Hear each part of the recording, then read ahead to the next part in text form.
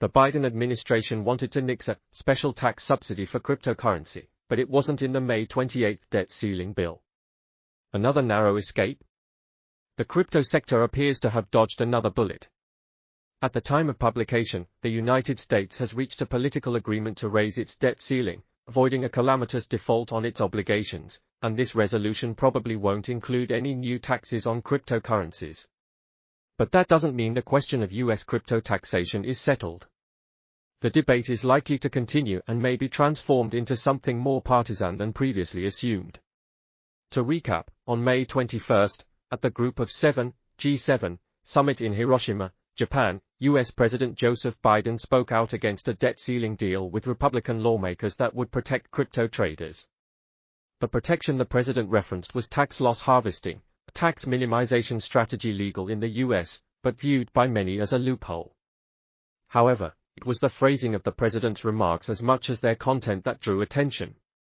Biden said, "And I'm not going to agree to a deal that protects wealthy tax cheats and crypto traders while putting food assistance at risk for nearly 1 million Americans." It's not every day that a U.S. president speaks out about cryptocurrencies, let alone from a high-level international conclave, so Biden's choice of words may be worth examining. He seemed to equate crypto traders with wealthy tax cheats. If so, it might suggest that crypto support may now be breaking more along Democrat-Republican lines than was earlier presumed. This also raises some questions. Is tax loss harvesting with cryptocurrencies a loophole in the U.S. tax system that should be closed? Would investors or traders even miss it if it were eliminated? On a more political level, was it surprising to hear a U.S. president grouping crypto traders with wealthy tax cheats in a single phrase? One has heard many claims recently that crypto and blockchain have no party affiliation in the U.S., with lawmakers on both sides of the aisle favoring crypto reform legislation. Tax loss harvesting is an important tool for cryptocurrency investors for two key reasons, Nathan Goldman, associate professor at North Carolina State University's Poole College of Management, told Cointelegraph. First, cryptocurrencies prices are more volatile than traditional securities, like equities. For example, General Electric stock traded at $74 at the end of 2021 and $66 at the end of 2022. During the same period, Bitcoin, BTC, tumbled from around $47,000 to nearly $16,000.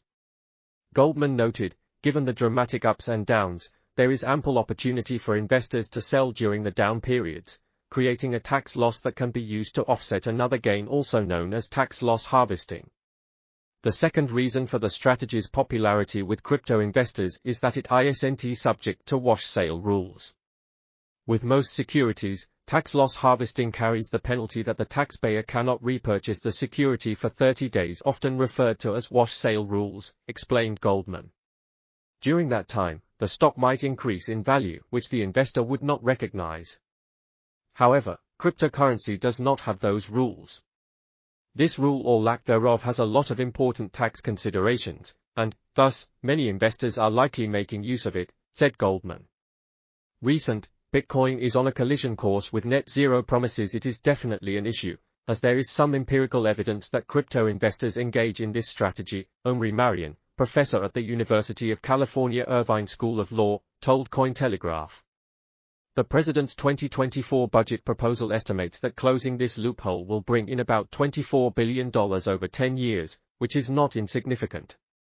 According to a March 2023 White House statement explaining the administration's 2024 budget proposal, the budget saves $24 billion by eliminating a special tax subsidy for cryptocurrency and certain other transactions. Right now, crypto investors aren't subject to the same rules of the road that investors in stocks or other securities have to follow, allowing them to report excessive losses. The budget eliminates this tax subsidy for cryptocurrencies by modernizing the tax code's anti-abuse rules to apply to crypto assets just like they apply to stocks and other securities. However, not everyone agrees that tax loss harvesting is rampant or will add much to government coffers if the loophole is closed. Crypto not being subject to the wash sale rule is a loophole in the system, Shehan Chandrasekhara, head of tax strategy at CoinTracker, told Cointelegraph. That said, I don't think the government is losing billions of dollars from that. This is because crypto is still a small segment of the economy. From a pure volume perspective, I wouldn't think it's massive, Marcus Vythe, digital asset practice leader at Grant Thornton, told Cointelegraph, referencing that amount being lost in foregone taxes. Crypto is not yet that impactful to the domestic and global financial services industry. Meanwhile, crypto prices are recovering, which also begs the question of how many losses are still out there, said Vythe. Wasn't it surprising that the US president publicly linked crypto traders with wealthy tax cheats in a single sentence and at a meeting of G7 leaders, no less? Personally, I would not call someone who engages in legal tax planning a tax cheat, even if I do not like their behavior, said Marion. Then, too, maybe Biden's remarks were taken out of context. He may have been talking about two loopholes being closed. One was the wash sale rule for crypto, and the other is like-kind exchanges for real estate investors, said Goldman, though both align with wealthy investors. Those comments, i.e., Biden's, appear to be more related to the real estate investors. If anything, I am more taken aback by him calling them tax cheats, he added. An accounting firm executive who preferred to remain anonymous told Cointelegraph that he would have thought the US president had more important issues on his plate than crypto wash rules. This was a G7 meeting, though, and on May 16, the European Council had just adopted the world's first comprehensive set of rules for crypto assets, known as the Markets in Crypto Assets Regulations, or MiCA. Maybe that came up in conversation, and then the discussion shifted to the debt ceiling with crypto still on the president's mind, the source speculated. Maybe the US president has a point, however. Perhaps tax loss harvesting with crypto is an abuse of the US tax system and should be banned. It is indeed a problem, in my opinion, said University of California's Marion, even if wash trading is currently legal in the US. I don't see why crypto should have a favorable tax treatment over other investment assets. On the other hand, tax loss harvesting and the like didn't begin with crypto. Tax planning strategies are much older than the crypto industry, and triggering tax losses to offset income is absolutely something that has been there for a long time, J.J. Schneider, tax reporting and advisory partner at Grant Thornton, told Cointelegraph. The whole issue could remain problematic until the US determines the actual nature of cryptocurrencies, suggested Goldman. The US government struggles with defining what cryptocurrency is. The IRS, Internal Revenue Service, treats it like a capital asset. Other entities treat it like a currency, while others treat it like it's a security.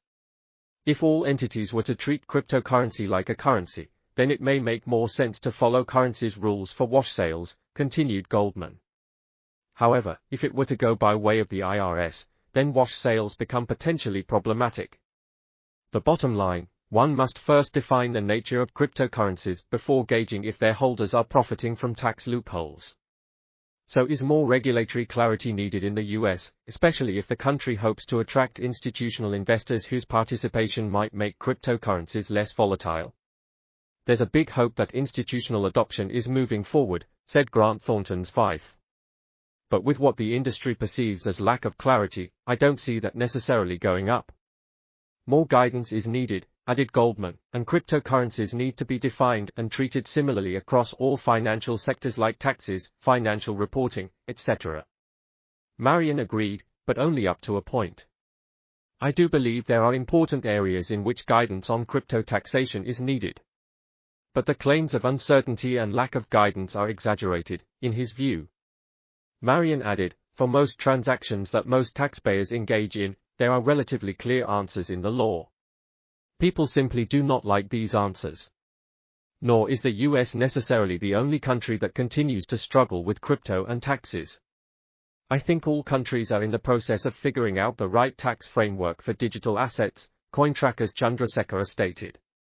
Recent, From Cricket to Crypto, AB de Vries ventures into Web3. The final debt ceiling legislation resulting from weeks of negotiations published on May 28 as the Fiscal Responsibility Act of 2023 still needs to pass both houses of Congress. But there is no mention at all in the nearly 100-page document of cryptocurrencies, wash rules, Bitcoin mining, or anything remotely crypto-related. Yes, one of the victories is blocking proposed taxes, tweeted Republican Representative Warren Davidson of Ohio. Crypto lives to fight another day.